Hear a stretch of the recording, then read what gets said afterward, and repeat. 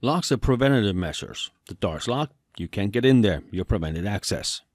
You're required to have a physical key to unlock it, but keys can be shared, they can be copied. And keys have binding code. A binding code is really just how far down the metal is bitten on a certain section of the key. If you look at the key over here on the right, you can see how the key inserted into the lock goes up and down. And in a pin tumble lock or a yell lock, like the example here on the right, the lock mechanism uses a set of pins, varying length, that matches the key binding code on the right key. If you look on the first image, the locked lock, you can see the spring has pushed all the tumblers down.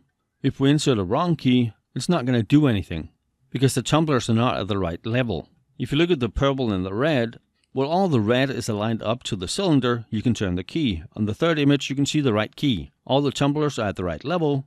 We can then turn the key and open the lock. These types of locks are not generally very secure, but they are very cheap to implement. Obviously, people can steal the key, they can make a copy, but they can also pick the lock, or even just bump the lock. Any lock can be picked or bumped. How long it takes is really depending on the skill of the person doing it and the quality of the lock. With a lockpick set, the attacker is basically just lifting the tumblers up till they reach the right position and then turning the key. It is actually surprisingly easy to do, but luckily most people don't have that skill set. Lock bumping is actually often faster. The attacker has a key that's all the way shaped down on the binding. It obviously has to be the right key type, and then the attacker hits or bumps the handle of the key with a hammer or a screwdriver. That then makes all the pins jump up, and they can quickly turn the key, opening the door. I've seen it take as little as a few seconds just to get it right. And of course understand, this is illegal. Don't go trying it. But for the exam, know what it does and how they work. Many places use master keys. The given key can open all the doors in a certain area or a security zone. Since these can open so many more doors, they should obviously be kept very secure, both who have them and where they are at all times. If I can borrow your key, make a quick copy and return it, you're just as compromised as if I'd stolen the key. But in this case, you have no clue. Many places use core locks or interchangeable core locks. You can see a picture of one over here on the right. They're easy to recognize by their figure 8 shape, and they're again made for convenience. They're regular locks with the tumblers and everything else, but they can be removed and replaced really quickly. They use a specialized control key for that. You insert the control key and you can extract the core. Then if someone gets that key, they can now remove all our locks. So this obviously should also be kept very secure. And we need to keep a very close eye on who has access to it and who uses it. Combination locks are not very frequently used, but they can be appropriate in areas where we need very low security and it's not feasible for our employees who need access to have a key. Understand though, they're very limited. They have a finite set of combinations that can work, and they're not very complicated to break. They can either be the dial type, if you think they're like the round dial on the safe. They can be push button or a keypad. Rotary like the one on the right here, or a button or keypad. They are very susceptible to brute force, shoulder surfing, and they're often configured with very weak security. I know many places where the code is just a street number. That way the employees don't have to remember the 3 or 4 digit code that it has. They go to a new location, they know the combination. But many attackers know that, so not very secure. Also, if they're used over and over time, the keys will wear down. It'll be easy to determine which keys are used over and which are not. If, for instance, we have a 4-number pin, and we can tell from the keypad which 4 keys are used, there are no longer 10,000 combinations. 256 we have to try. If only 3 keys are used, then we're down to 81 options. So really, they should only be used in areas that do not need a lot of security, or where anything important is kept, but preferably they should be avoided. Many places use smart cards or magnetic stripe cards when people enter or exit the building, or when they need to access data. Smart cards can either be contact or contactless cards. They contain a small computer circuit using ICC, integrated circuit card. Contact cards are just what they're called. They need to be in contact with the machine. They need to be inserted into something. This could be your credit cards with a chip that you insert into the reader, or the DoD Common Access card, which is also inserted into a reader. Over on the picture here on the right, you can see the ICC chip at the bottom, and it's exactly the same one we use in credit cards. Contactless cards, on the other hand, do not need to be inserted into anything. They can be read by proximity. This could be key fobs or credit cards you hold close to the reader and it recognizes the cards. They use an RFID tag, which is then read by the RFID receiver in the credit card terminal or wherever you use your key fob. This is much easier, but then it can also be compromised more. It is possible to pick up the RFID tag from 1 or 2 feet away. So if you have your credit cards in your purse or your wallet and they're not protected by anything that blocks RFID, it's very likely that an attacker could steal your information. So get an RFID wallet, purse, or a little sleeve you can put the cards into. Magnetic stripe cards are still commonly used, but they're not very secure.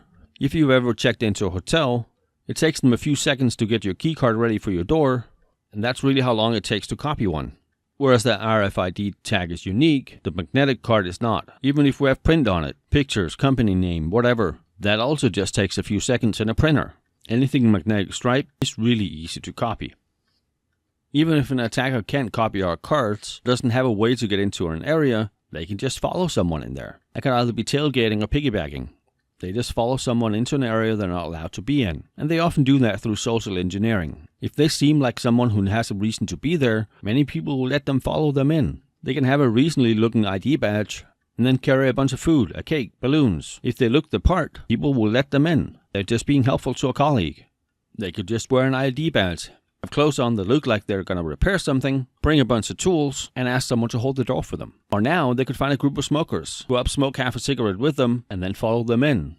You kind of sort of know them now. You've had a smoke with them. It's probably okay to let them in the door. The options really are endless, and in most places it's not feasible to put in heavier security. What we really need to do is we need to train people and raise awareness so they don't allow them in. They ask the questions. They ask to see the ID cards. Or they direct them to go to an entry-exit point for non-employees. Notify security. Whatever seems appropriate in your organization, but we really need to have that awareness so our employees can help us keep our facilities secure. If our facility is something where more heavy security seems reasonable, we could use man-traps. A man-trap is just a room with a door in each end. The first door must be completely closed before the second can open, and each door uses a different type of authentication method. Something you know, something you have, something you are.